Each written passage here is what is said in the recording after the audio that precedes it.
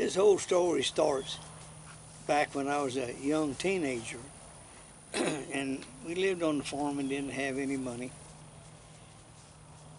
And my daddy, he bought this farm, and it had some old stuff on it. And one of them was they'd taken a Model T car and used the frame and running gear for a trailer.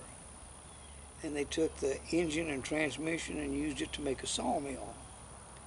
Well, he wasn't going to use that sawmill, so he said, Pat, if you want to, put the engine back in that thing, and you can make something that'll run up and down this old gravel road. We lived way out in the country.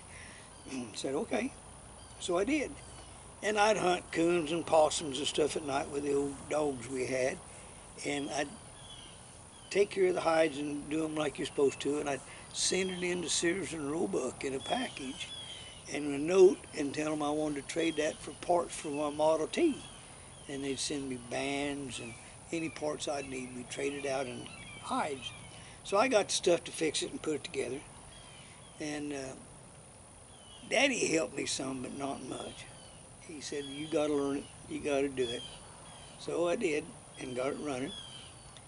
And I had a buggy seat on it to sit in, and I made a wooden firewall, and on that I put I had a 5-gallon tank of some sort, like a water tank, and that was my fuel tank. And everything else was in the sawmill, so I got that, and then I started driving it, and I had a little brother, and on that you had 2 levers, one was gas and one was spark. And if you pulled the spark down too far and was cranking on it, it'd kick you. And if it would kick me, I'd jump up there and knock the hell out of him. And I broke him moving that damn spark down too far. So we'd get it, we'd take off, and then the neighbors, we had a couple. And they went and told Daddy, said, he's going to kill that young'un if you let him keep driving up and down the roads like he does.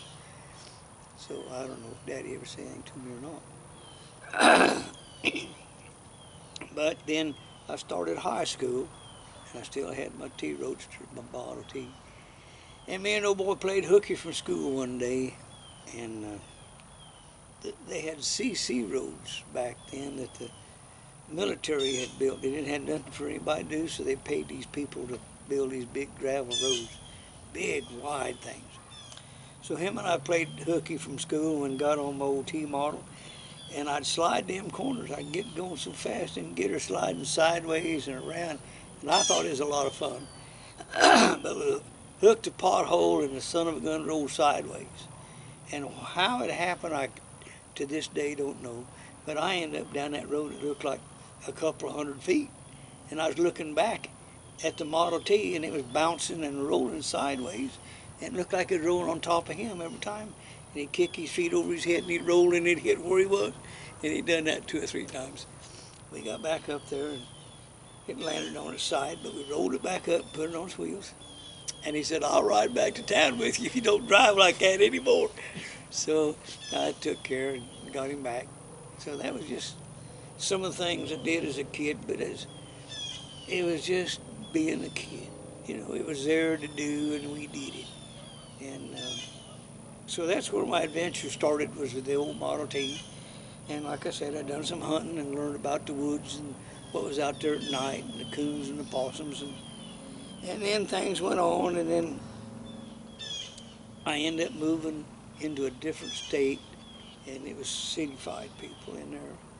And I got involved in drag racing.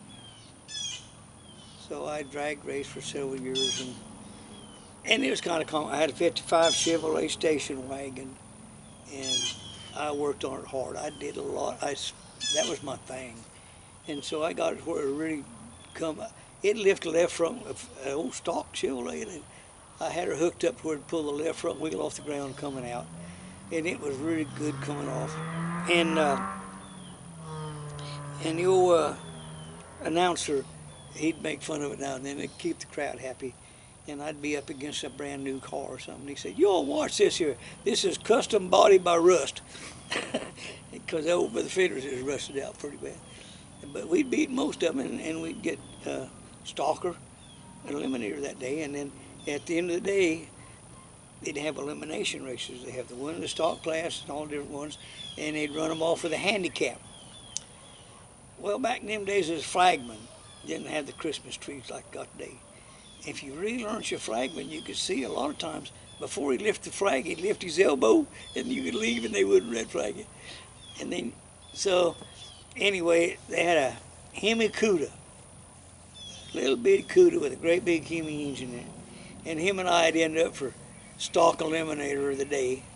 And they'd give me, it seemed like about a 30-minute head start on it, man. I'd be in high gear just tooling through there, and all of a sudden it sounded like a freight train coming behind me, and he'd pass me right there just before we'd get the lights. Man, he was bad. But it was a lot of fun, and we enjoyed it.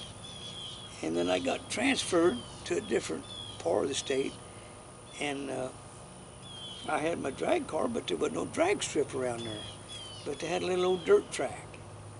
And I thought, well, let me go see what this is about. So I went down to that dirt track and looked, and I thought, I believe I could do that. So I got me another old 55 Chevrolet, and I took the engine and all that stuff and put it over in there. And I know nothing about going around in circles. So the first thing you know, I was out there running around there, and me and the old boy got to rubbing fenders, and I cut my tire down on the right side, and I come to the corner and went to slide it, and it just caught and rolled. And it rolled and swapped ends. And I unhooked seat belts and fell down on the roof and looked out the windshield, and there's all them cars coming down on top of me. And I thought, Lord, this is going to hurt. But they all missed me. They rolled it back up on its wheels and put another tire on there. And I thought, now this is racing. This is a lot better than drag racing. It's like blowing your nose compared to this. So I got started racing, and I did it for about 60 years off and on, and had some really good times and good luck. And in the racing department, I got involved with a bunch of people here in Florida. They call it DARA, Daytona Antique Racing Association. And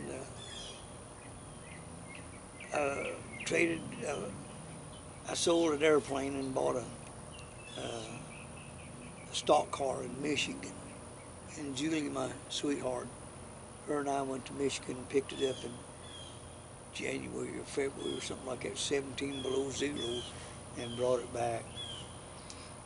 And it was a good car. It was a Stage 3 Howe, and it really ran good. And we had some good times with it. And she'd like to race, because we had the gyro plane, and she'd learned to fly it real well. So we looked around and we found another car in Wisconsin, and we talked him into bringing it to Florida. So he brought it down here, and at the local track out here at Charlotte County, he unloaded in there, and my boys and other people helped me, and we quickly changed the seat because it's made for a big fella, and I'm not that big, and I'm vertically challenged really. And we went out and won the feature with it that night. So we was really proud of the car. Ran good, and then Julie started driving, and she had several years of a lot of fun in that thing.